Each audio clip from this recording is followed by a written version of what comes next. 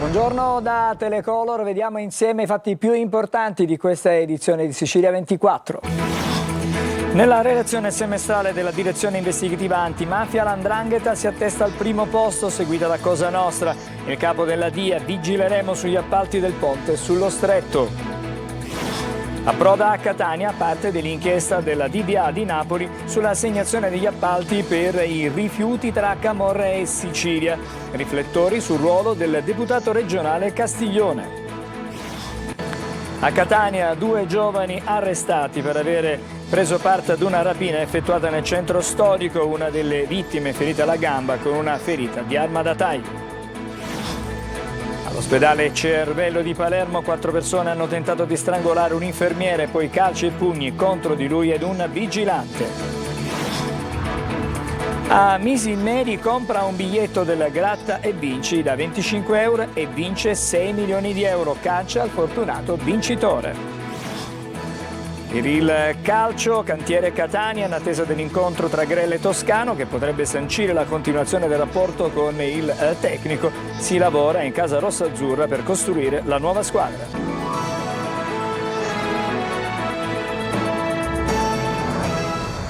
Una buona giornata, è stata presentata l'ultima relazione della Direzione Investigativa Antimafia nella scala della criminalità diffusa. La 'Ndrangheta si attesta al primo posto, seguita da Cosa Nostra. Vigileremo, ha detto il capo della DIA, sul ponte sullo Stretto. Simona Mazzone. È stata presentata a Roma, ma fotografa tutta l'Italia con un focus anche sulla Sicilia città per città, l'ultima relazione al Parlamento sull'attività della Direzione Investigativa Antimafia nel 2024, che conferma un dato consolidato. Tra le organizzazioni criminali nel paese la più potente è l''Ndrangheta, pure all'estero, con un particolare vocazione affaristico-imprenditoriale, ma come sottolineato dal direttore della DIA, Michele Carbone, anche con un crescente interesse nel controllo delle grandi opere pubbliche. È il caso degli appalti per il ponte sullo Stretto, sui quali vigileremo, ha garantito. Poi l'allarme carceri. Le indagini hanno evidenziato la presenza di cellulari dietro le sbarre, un numero piuttosto elevato di dispositivi, sottolinea il direttore Carbone. E in questo panorama del malaffare cosa fa Cosa Nostra? Secondo la DIA è ancora un'organizzazione in cerca di una guida che, al netto di diversi tentativi, non è ancora riuscita a ristrutturarsi come ai tempi dei corleonesi. Insomma, manca una leadership solida e riconosciuta, troppi avvicendamenti tra le nuove e le vecchie generazioni, con i legami tra le famiglie a geometria variabile, tra lotte di potere e alleanze e tregue tra i diversi clan.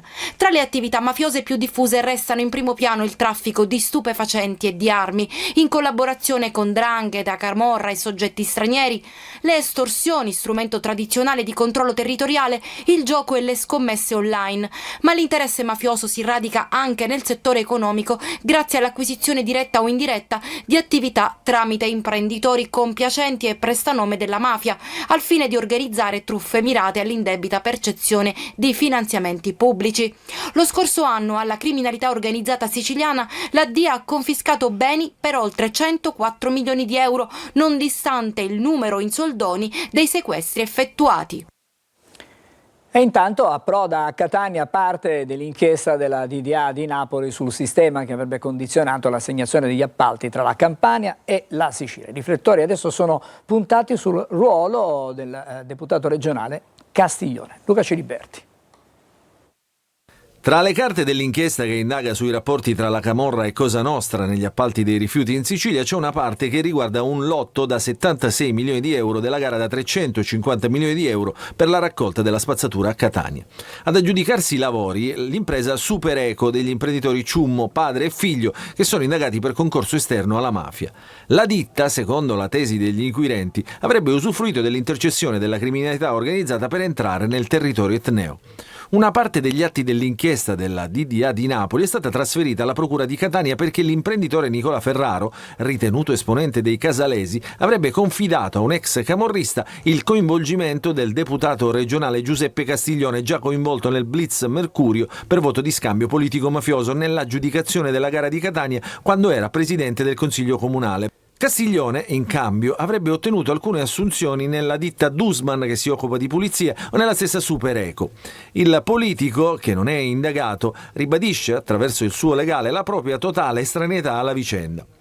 Ma dalle carte il nome di Castiglione torna spesso nelle trascrizioni della polizia giudiziaria. Il primo contatto telefonico tra Castiglione e Ciummeo risalirebbe al 13 agosto 2021. I due si incontreranno solo a fine mese, anche con il padre di Castiglione, Santo, in un noto bar catanese. Poi altri incontri a ottobre e a dicembre, in epoca anteriore alla definitiva assegnazione dell'incanto. Per gli inquirenti non vi è ragione alcuna perché i Ciummo, prima dell'aggiudicazione e subito dopo la stipula del contratto col Comune di Catania, debbano avere interlocuzioni sull'andamento della gara stessa con i Castiglione, se non quella di rapportarsi con il referente politico a cui si sono affidati per garantirsi l'assegnazione dell'appalto. Il Tribunale del Riesame ha rigettato la richiesta di custodia cautelare agli arresti domiciliari chiesta dalla Procura di Catania per il sindaco di Paternò Nino Naso, indagato per voto di scambio politico-mafioso con il clan Morabito Rapisarda nell'ambito dell'inchiesta Atena. Dalle indagini della DDA Etnea è scattato l'accesso ispettivo della Prefettura di Catania al Comune di Paternò per verificare eventuali infiltrazioni. L'inchiesta Atena si basa su indagini dei carabinieri della compagnia di Paternò e avrebbe fatto emergere gli interessi del clan Morabito sulle aste giudiziarie di immobili nella provincia di Catania e Siracusa. E adesso siamo a Catania. 2 giovani sono stati arrestati per una rapina compiuta nel centro storico. Uno era ai domiciliari con l'obbligo del braccialetto elettronico. La vittima, ferita alla gamba con un'arma da taglio. Tonino De Mana. Avevano fatto un giro nel centro storico di Catania, ma la tranquilla serata si è conclusa con un'aggressione in piena regola. Ad effettuarla 2 giovani, entrambi di 26 anni, che sono stati fermati dalla polizia per rapina aggravata dall'uso delle armi e lesioni personali e tentata rapina. Teatro dell'azione i luoghi della movida. Secondo l'accusa, i 2 avrebbero minacciato con una spranga le vittime, ferendone una con un'arma da taglio alla gamba, procurandogli una ferita giudicata guaribile in 10 giorni e rubandogli un cellulare, il portafoglio con una banconota da 20 euro ed effetti personali. Agenti dei Falchi della squadra mobile di Catania, grazie alla visione di immagini riprese da sistemi di videosorveglianza della zona, poche ore dopo hanno intercettato uno dei 2 banditi nella zona in cui era stata commessa la rapina. Aveva ancora i stessi indumenti, particolare che ha agevolato il lavoro delle forze dell'ordine. Il suo presunto complice è stato invece rintracciato nella sua abitazione, dove tra l'altro era sottoposto agli arresti domiciliari con l'obbligo dell'uso del braccialetto elettronico. Dopo le formalità di rito, i 2 giovani sono stati trasferiti nel carcere di Piazza Lanza.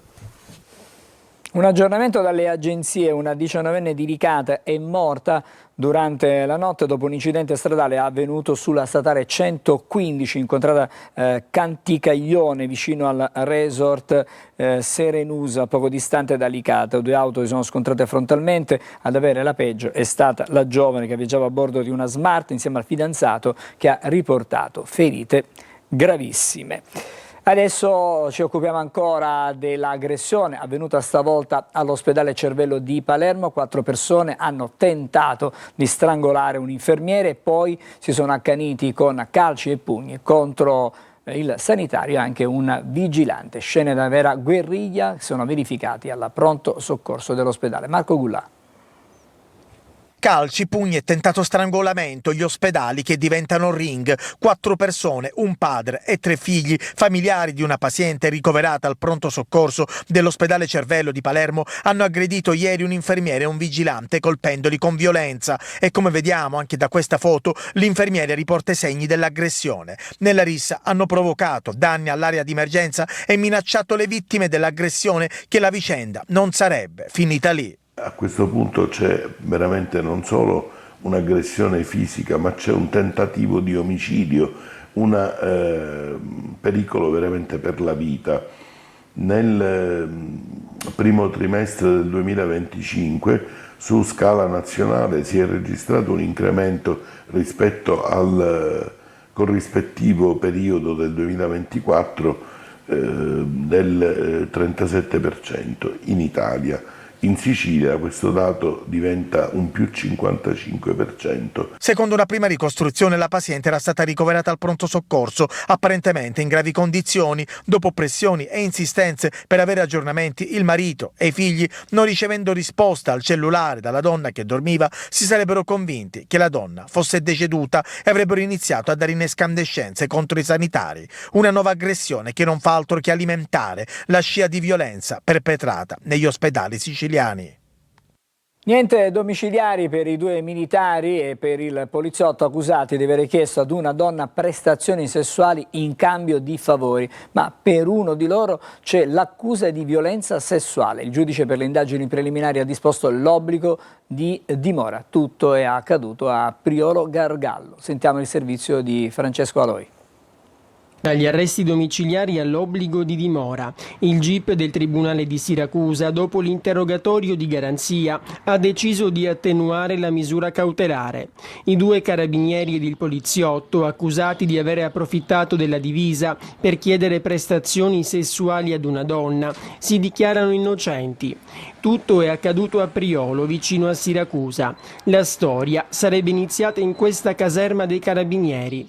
Qui la donna, 25 anni, sarebbe venuta per alcuni problemi di vicinato, quando 2 militari le avrebbero offerto aiuto in cambio di una prestazione sessuale. Uno dei 2 poi l'avrebbe ricontattata e dopo un rifiuto avrebbe abusato di lei. Per questo il militare, originario di Sortino, deve rispondere anche di violenza sessuale. Poi la donna si sarebbe rivolta al commissariato di polizia, ma anche qui, secondo la sua versione, ci sarebbe stata la stessa proposta. Una vicenda che sta facendo molto discutere. Anche la donna che farebbe la escort risulterebbe indagata proprio per aver chiesto favori a uomini in divisa. Ieri si è celebrata una nuova udienza a Caltanissetta del processo d'appello a Don Giuseppe Rugolo, il sacerdote al centro di uno dei casi più controversi di presunti abusi sessuali nel clero siciliano. Gerry Italia.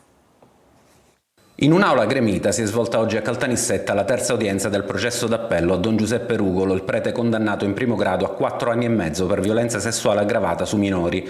Sul banco dei testimoni alcune presunte vittime che, secondo quanto riferito, avrebbero segnalato già anni fa gli abusi al vescovo di Piazza Armerina, Rosario Gisana. A parlare anche Antonio Messina, l'archeologo, la cui denuncia ha dato il via all'inchiesta della Procura di Enna condotta dalla squadra mobile. Ricostruzioni contestate dalla difesa con l'avvocato Denis Lovison, che ha cercato di smontare le accuse puntando su presunte irregolarità nelle intercettazioni. Secondo il legale, alcune conversazioni sarebbero state falsate dal contesto in cui si trovava l'indagato, intento, a detta sua, a visionare contenuti pornografici. Sul caso intanto si muove anche la giustizia vaticana, un procedimento in corso presso il Dicastero per la dottrina della fede, ma resta il silenzio sulla posizione ufficiale del sacerdote. Non è chiaro se gli sia stata interdetta la celebrazione pubblica della messa, né se si vada verso la sua riduzione allo stato laicale. Rugolo era presente in aula insieme ai genitori di Messina, alle associazioni Rete l'Abuso e Cotulevi e ai rappresentanti legali della curia di Piazza Armerina e della parrocchia di San Giovanni, dove sarebbero avvenuti alcuni degli abusi. La sentenza è attesa per il 17 giugno e per molti sarà il giorno della verità. Altro aggiornamento dalle agenzie, i finanzieri del Comando Provinciale di Catania nel corso di distinti interventi di controllo del territorio hanno arrestato 3 persone per detenzione di sostanza stupefacente e sequestrato complessivamente circa 7 kg di droga. Parliamo adesso del ponte sullo Stretto. A settembre potrebbero entrare in azione le prime ruspe, così in Commissione Ponte si è discusso proprio della cantierizzazione dell'opera. Il servizio è di Francesco Triolo. L'approvazione del progetto definitivo del ponte sullo Stretto è ormai vicina, il CIPES dovrebbe decidere entro la fine di giugno e così si avvicina anche il momento in cui verranno aperti i primi cantieri. A Messina in Commissione Ponte si è parlato quindi della cantierizzazione della grande opera e degli effetti che avrà sulla viabilità e la vivibilità cittadina, a cominciare dai cantieri a priorità 1, 11, quelli che delle cosiddette prestazioni anticipate che valgono 160 milioni di euro. Sostanzialmente le prestazioni anticipate sono quelle che preparano il territorio alla realizzazione dell'opera, quindi vedremo la realizzazione delle prime piste di cantiere che serviranno a sgravare la viabilità locale dalla movimentazione dei carichi pesanti, quindi dei mezzi pesanti. Le prime ruspe, se la Corte dei Conti dovesse rispettare i tempi, arriverebbero presto. La Corte dei Conti nel giro di qualche mese già vedremo le prime attività che servono a realizzare le piste di cantiere. Autunno? Se la registrazione della Corte dei Conti arriverà verso luglio-agosto, o probabilmente già a settembre-ottobre ci saranno le prime attività. Verranno realizzate 2 bretelle per bypassare la zona di Ganzirri e a sud San Filippo, a Contesse. In maniera tale da separare quello che è i transiti dei mezzi di cantiere dal traffico ordinario. Un esempio è proprio il cantiere di Ganzirri, dove verranno realizzati 2 sovrappassi, uno a via circuito e uno al rettifilio Granatari. Questo permetterà di non far interferire il traffico di cantiere, i mezzi di cantiere, quei camion che danno fastidio sulla strada, con il traffico ordinario. Mediamente avremo 14 veicoli ora sulla A20 e 13 veicoli ora sulla strada panoramica. Nessuna viabilità comunale o provinciale verrà interrotta. Ci fermiamo, c'è una breve sosta, fra poco le altre notizie.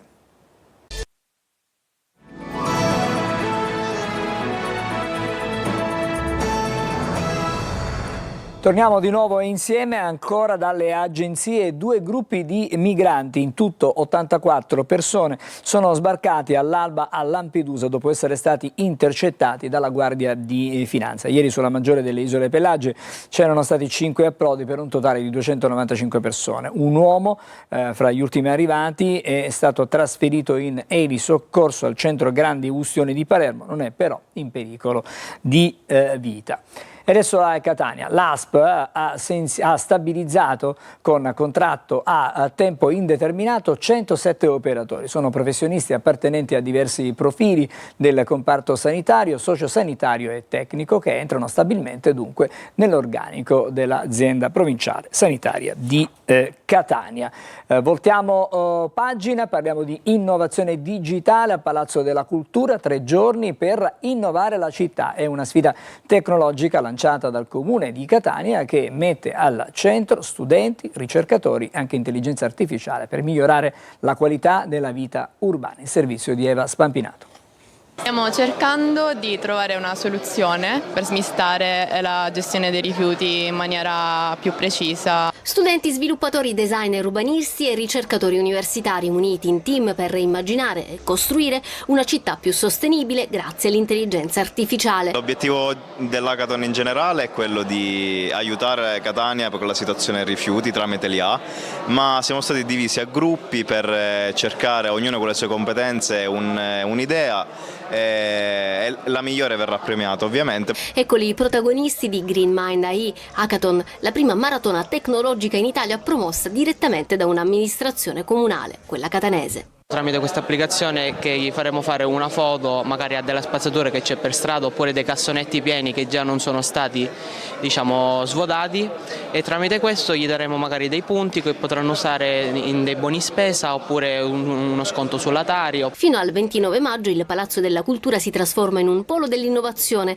3 giorni di sfida, confronto e creatività per trovare soluzioni smart al problema della mobilità, della gestione dei rifiuti, passando per il monitoraggio del verde pubblico e la riduzione degli sprechi. Stanno analizzando i dati ricevuti dal Comune di Catania per la gestione dei rifiuti e stiamo concordando insieme per definire meglio l'idea, per essere più mirata poi a diventare progetto e poi eventualmente, se dovessero vincere, anche essere realizzato per il Comune di Catania. Il progetto è nato dalla sinergia tra il Comune di Catania e l'università e rappresenta una rivoluzione culturale. Siamo sempre a Catania, si allarga il raggio di azione dello Street Control, il sistema della Polizia Municipale che rileva soprattutto le soste irregolari ed altre violazioni del codice della strada. I nuovi controlli saranno eseguiti fra l'altro in via Plebiscito, via Aquicella Porto, via Domenico Tempio, via Cristoforo Colombo e ancora Colombo, via Playa, via Le Kennedy e anche a Librino. Da Catania ci spostiamo adesso ad Agrigento, il nuovo depuratore della fascia costiera è pronto ma resta inutilizzato, manca la corrente elettrica. A denunciarlo è l'associazione Mare Amico, il servizio di Davide Sardo. Incredibile ma vero, ad Agrigento il nuovo depuratore della fascia costiera, atteso da anni e destinato a risolvere i gravi problemi di inquinamento marino, è pronto, ma non può entrare in funzione. Manca la corrente elettrica. Succede in località Timpa dei Palombi, dove sorge il moderno impianto realizzato per servire le aree costiere di Agrigento e Favara e in particolare per bonificare la foce del fiume Naro, spesso al centro di segnalazioni per scarichi inquinanti. A denunciare il paradosso è l'associazione ambientalista Mare Amico, guidata da Claudio Lombardo, che punta il dito contro l'Enel. Nonostante le ripetute richieste della direzione lavori e dell'ATI idrico, spiega Lombardo, non è stata ancora realizzata la linea dedicata necessaria ad alimentare le cabine elettriche dell'impianto. Un silenzio operativo che di fatto blocca l'entrata in servizio del depuratore, vanificando anni di attese e investimenti. Mare Amico ha scritto al prefetto di Agrigento chiedendo un intervento urgente per sbloccare l'iter e consegnare finalmente alla collettività un servizio essenziale per la tutela dell'ambiente. Nonostante il cantiere abbia chiesto da circa 2 anni l'allacciamento dell'energia, abbiamo fatto per questo motivo, abbiamo sollecitato il prefetto di Agrigento affinché si faccia promotore di una conferenza di servizi affinché si possa concludere questo cantiere e attivare l'opera fondamentale per Agrigento e per il nostro mare. Ci trasferiamo adesso a Misilmeri, siamo nel Palermitano per una vincita con un gratto e vinci da 25 euro che ha prodotto una vincita da 6 milioni di euro e caccia adesso al fortunato vincitore. Marco Gullà. 6 milioni di euro, una vincita record da capogiro. Misilmeri, provincia di Palermo, è stata baciata dalla dea bendata. Al bar Capriccio un cliente con un gratta e vinci da 25 euro ha totalizzato una delle vincite più grosse registrate in Sicilia negli ultimi anni. A vincere sicuramente un residente di Misilmeri, come ci ha confermato lo stesso proprietario del bar Fortunato. Ci ha chiamato e ci ha avvisato della vincita. Per cui deve rimanere un segreto, dico non so chi sia il vincitore, ben per lui. Ed è già caccia al vincitore, non c'è però un identikit. Mi ha detto che penserà pure per noi qualche regalino, non appena è possibile, e mi manderà la foto del biglietto vincente. E in paese non si parla d'altro, tutti a chiedersi, ma chi ha vinto? È la vincitrice, signor? No. Magari. 6 milioni di euro è una cifra che cambia la vita. Mamma mia, tanto. Lei cosa farebbe con 6 milioni di euro? Rinvestirei, dice Rosario, a persone che hanno bisogno, eccetera, eccetera. Viva Misilmeri! E adesso ci fermiamo, facciamo un'altra breve sosta, fra poco saremo insieme con la pagina sportiva.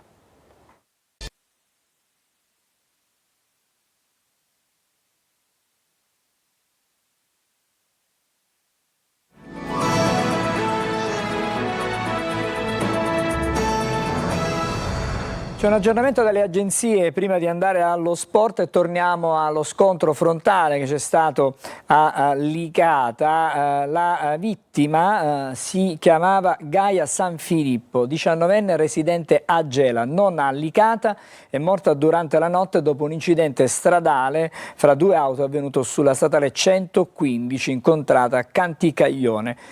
Questo l'aggiornamento. Adesso invece parliamo di sport, il calcio, in attesa dell'incontro fra Vincenzo Grella e Toscano che potrebbe sancire definitivamente il proseguo del rapporto con il tecnico calabrese. Vi mostriamo quali potrebbero essere e quali sono in realtà i ruoli da puntellare in vista del prossimo anno in casa Catania. Marco Carli. Nella settimana degli incontri e del futuro da disegnare in modo probabilmente definitivo, sciogliendo nodi o trovando conferme, si prova a immaginare una squadra che possa diventare protagonista nella prossima stagione. Quella che, nelle intenzioni iniziali, non deve partire stravolgendo l'ossatura. In bianco, i giocatori della rosa attuale che potremmo vedere protagonisti nella prossima. E poi ruoli in cui possono arrivare delle novità, fermo restando il 3-4-2-1 di Toscano, ovviamente questo va ripetuto. In difesa servono soprattutto alternative. Una forse per i braccetti, c'è anche l'ipotesi di un Silvestri che rientri dal prestito alla Triestina per restare. Un'altra al centro. In mediana serve un giocatore che cambi ritmo alla gara. Sugli esterni, a sinistra occorre l'alternativa per Anastasio, anche perché Lunetta potrebbe tornare sempre utile da trequartista incursore. Un'alternativa, anzi un probabile titolare nel ruolo, potrebbe essere Ciccerelli, qualora la Ternana non salga, mentre Jimenez e Stoppa saranno ancora al centro del progetto. Per Cianci stesso discorso fatto per Ciccerelli, anche se la Ternana può far valere l'opzione pure senza promozione. Ma comunque si cercano una o due alternative ad Inglese con cui si tratta per farlo restare in rosso-azzurro. Siamo in chiusura, c'è la pallanuoto, servirà gara a 3, pallanuoto femminile per assegnare lo scudetto. Le ragazze della equipe Orizzonte allenate da Martina Miceli sono state sconfitte 9-7 dalla SIS Roma. Sabato pomeriggio si torna in vasca al Palanesima per quella che sarà la sfida decisiva. Mi fermo qui, grazie per averci seguito, l'augurio a tutti voi di una buona giornata, il prossimo appuntamento con l'informazione su Telecolor alle 14. L'augurio di una buona giornata.